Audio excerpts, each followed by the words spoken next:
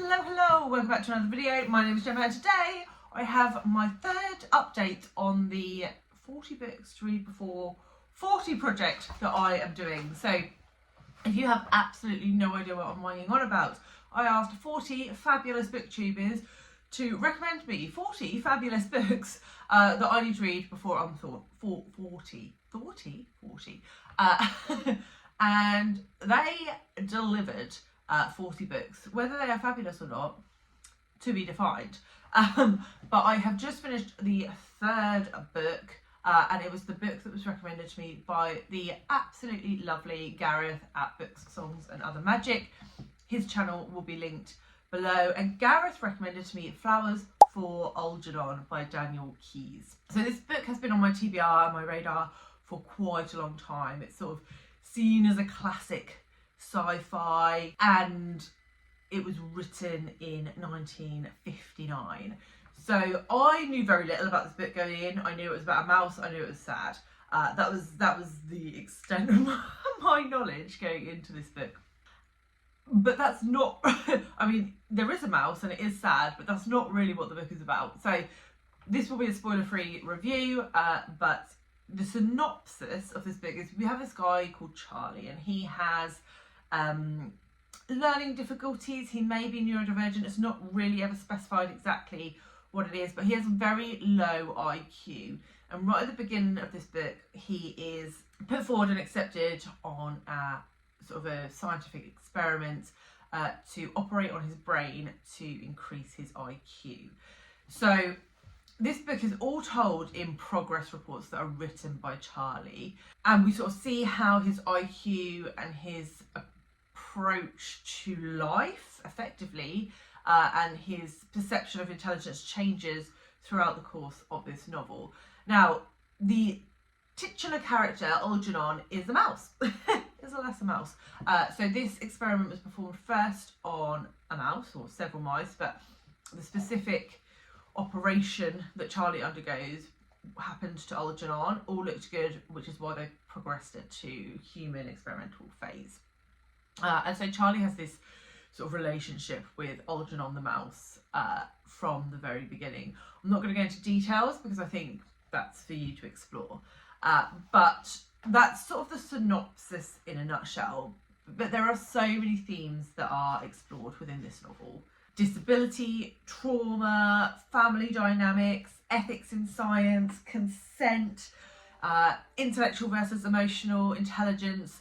It's jam-packed full of those concepts, those themes that really make you think, and where is the line between right and wrong, and it's very difficult to pinpoint it. But I think in this book we clearly see where that line is overstepped, and how that was probably a lot more common back in the 50s and 60s than it would be today. I think there's a lot more gatekeeping and a lot more process involved now than there was then.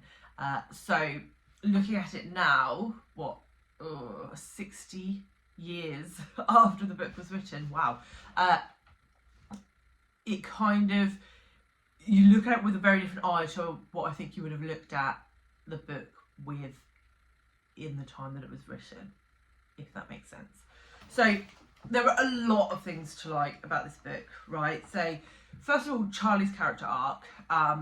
Obviously he undergoes this experiment, his intelligence changes throughout the book, and because it's written in first person narrative, in effectively diary format, you really see the change in Charlie throughout the book. And I think that I challenge anyone not to be emotionally invested in that, because you are hearing it from Charlie. You hear his pain, you hear his trauma, you hear his successes and his failures from his own mouth, and that really adds this level of closeness to Charlie that is very difficult, I think, to achieve in books, and something that I definitely look for when I'm picking a book up. So that was beautifully executed.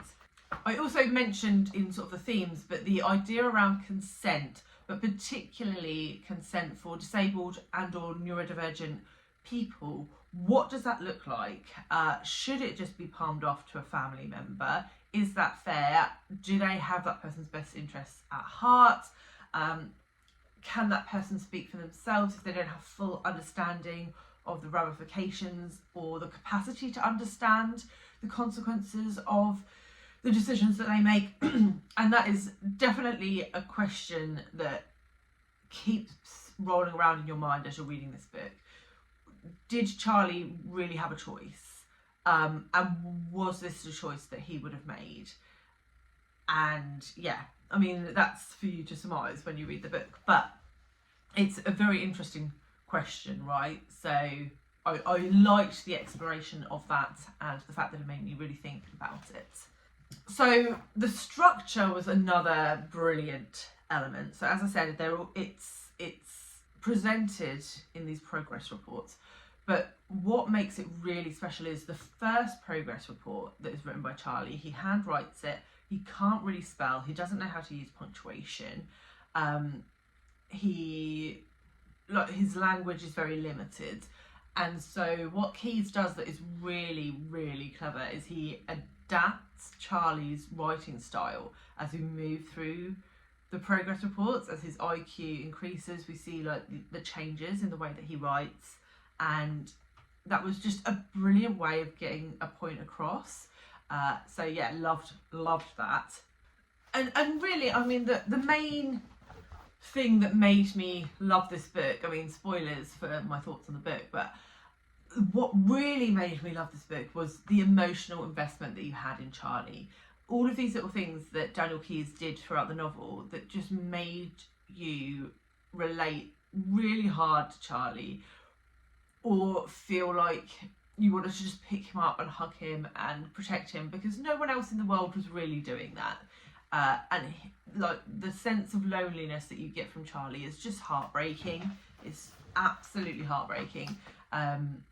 And so yeah, I think the emotional investment part was absolutely nailed on. So if you want to love a character, then this is definitely the book for you.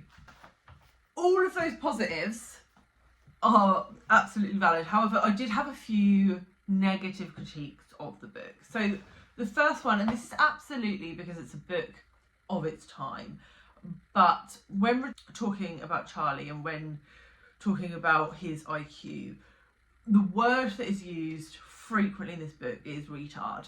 And though I think that was probably acceptable in the 1950s, it absolutely is not acceptable now.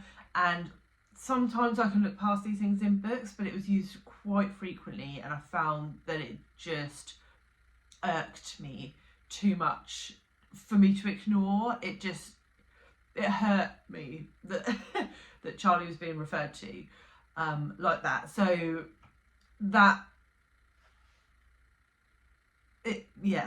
didn't really work for me. And like I say, it's absolutely of its time, and sometimes I can look past things like that, but I just couldn't in this book. I found that really difficult, and so it hampered my enjoyment of the reading experience, right? So I also felt that some of the side characters, particularly the women, weren't very well fleshed out or thought about, and they're a bit stereotypical. So I think there could have been more on that, though sort of combating my own argument. This was obviously all Charlie's perception. So if that is how Charlie perceived those characters, that is how he perceived them. But I just felt like it was it could have been better, the exploration of those additional characters. So yes, I have though thought of another positive, and that was the dynamics between family and friends. So though I think some of those characters weren't super well fleshed out, I think the understanding of Charlie's relationship with them, and also how that changed through his intelligence increasing, what that did to his relationships, I thought was fantastically done. So overall, I think the positives massively outweigh the negatives, but there were just a couple of things that I think detracted from it for me. And so overall, I gave this book 4 out of 5 stars. So a solid entry from Gareth.